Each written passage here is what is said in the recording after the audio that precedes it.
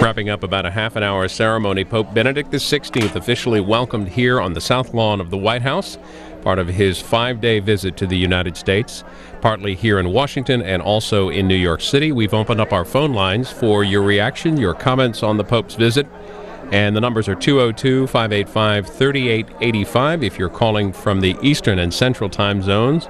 For Mountain and Pacific, the number 202-585-3886. A reminder, if you've called C-SPAN in the last 30 days, give others a chance to call in this morning. And make sure that you do turn down your television or radio. When you call in, we welcome our C-SPAN radio viewers. So the President and the Pope head off to the Oval Office for a meeting there. President Bush later today will have a speech on climate change that's scheduled for 2:45 Eastern. We hope to have that live for you here on C-SPAN 3 this afternoon. Pope Benedict later today, will be addressing U.S. Catholic bishops at the National Shrine. That's scheduled for 6. That also will be live on C-SPAN 3. And he's also saying 3 masses while he's here in the U.S., 1 here in Washington tomorrow, and then 2 over the weekend in New York. Palm Springs, California. Go ahead. Palm Springs, hello. How are you? I'm delighted that the Pope is here to spread the word of Christianity. The Christian message is love, and I hope we all appreciate that. Love your neighbors as yourselves. Thank you.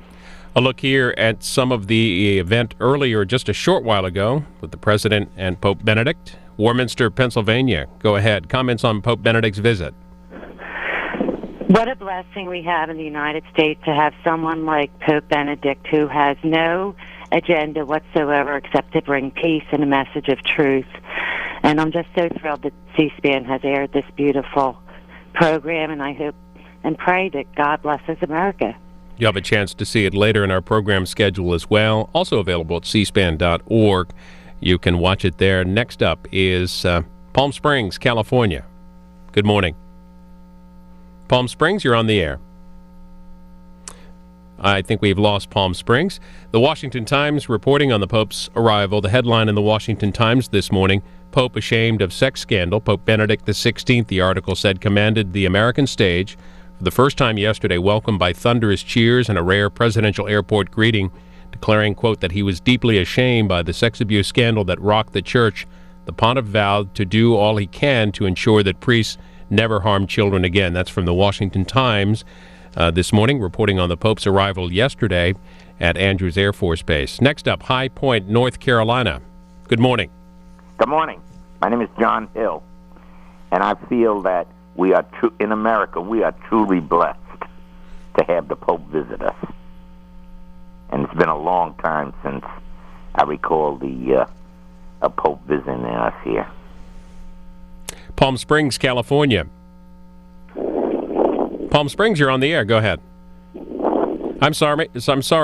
What city are you calling from?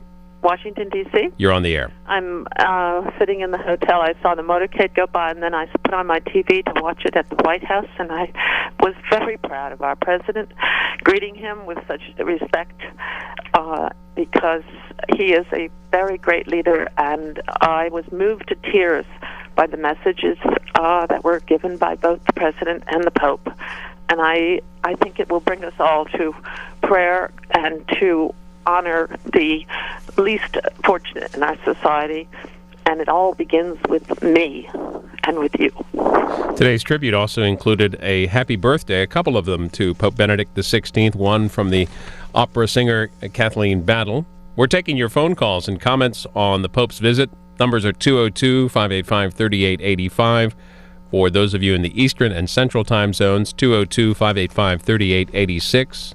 for Mountain and Pacific. And just a couple of notes on our coverage here on C-SPAN 3. It's likely also on C-SPAN Radio as well. President Bush speaking later today at the White House on global climate change. That's scheduled for 2:45 Eastern. The Pope will be at the National Shrine. He'll be addressing Catholic bishops there. That's at 6, also live. Next is Sacramento, California. Hi. California, can I ask you to turn down your radio or television? It's feeding back on us. I'm going to put Sacramento on hold. It sounds like they have to turn that down. On Friday, Pope Benedict will travel to New York. He is scheduled to address the United Nations on Friday. He'll be only the fourth pope to do so. And over the weekend in New York, Pope Benedict will say Mass at St. Patrick's Cathedral and also at Yankee Stadium. Let's go back to Sacramento. Have you turned down that television or radio? Sacramento, are you in the air? Dallas, Texas, go ahead. Hello? Yes, reactions to the Pope's visit here at the White House? Go ahead. Yes, I was just calling to say this is absolutely a wonderful time and that we can come together, the Pope and the President, that our country can heal. I think it's wonderful for even the blessing for the guys that are over in Iraq on the war, and I just thank God for the peace that's in this world today. Thanks for your call. Again, the Pope welcome to the White House ceremony that began about 10:30 Eastern and lasted about a half an hour. Next up is Washington, D.C. Hi, I just want to say what a splendid day this is, and being a cradle Catholic, it's just such an inspiration to see the Pope here, and what a wonderful speech both he and the Pope gave. It's going to inspire us all, and despite all the wrong things that have gone wrong with the child abuse, you know, the Catholic Church has done a lot of good in the world and for those of us in the United States, particularly those who are Catholic. And I'm very proud to be a Catholic, and I will always be a Catholic. You mentioned the term cradle Catholic. What's that mean exactly? That means you're not a convert.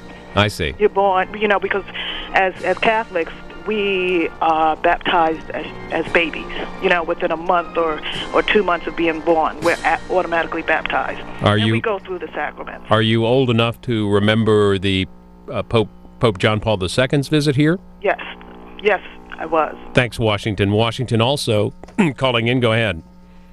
Good morning. Good morning. What a historic day it is. I'd just like to comment on the Pope visiting with George Bush today. Yeah. It is a historic day because it is not the first time that the Vatican and the Pope have collaborated and appeased a fascist regime. Thank you very much. Next is Sacramento. Are you on the air with us? Am I on the air? Great. You are on the air. Okay.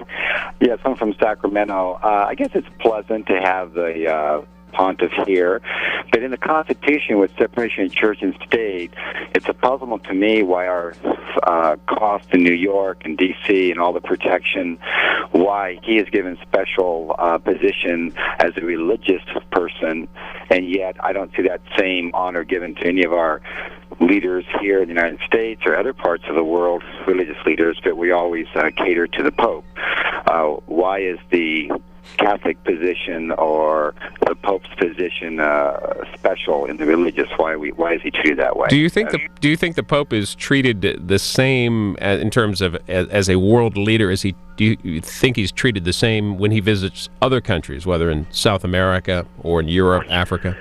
He is treated as a world leader, as a president or a prime minister. He's treated politically, and the whole experiment here in the United States, according to our Constitution, is to separate politics and the church. And this is a prime example of how we bring them intimately together. And it's very offensive to me. I'm not offended with the Catholic Church. I respect them. I'm a Christian myself. I'm offended by this commingling, even though I respect the pontiff and respect his position. Thank you, sir. Next up is Bethesda, Maryland, just outside the nation's capital. Bethesda, you are on... Excuse me, Elizabethtown, Kentucky. I was reading that wrong. Go ahead, Kentucky. You're on the... I apologize. I was just wanting to comment on the Pope's altruistic endeavors, and they are great, and what he has to say is awesome. I read a book called The Two Babylons by Reverend Hislop. It's something I wanted to drop out there for everybody. It's kind of a secondary comment to the fascist regime the other guy had to say. Go ahead. That's all I have to talk about. Thank you. Thank you, and thanks for all the calls. Again, you'll be able to see this ceremony with Pope Benedict XVI later in our program schedule, and we will cover his speech this evening to Catholic bishops here in Washington. That's scheduled for 6 p.m. Eastern. You saw at this event a number of congressional leaders, Speaker Pelosi, Majority Leader, Senate Majority Leader Harry Reid, Steny Hoyer, and others, and they are, as a matter of fact, in the House today debating a bill that's sort of tied in to the Pope's visit. We had a chance earlier this morning to speak to a reporter and find out more about that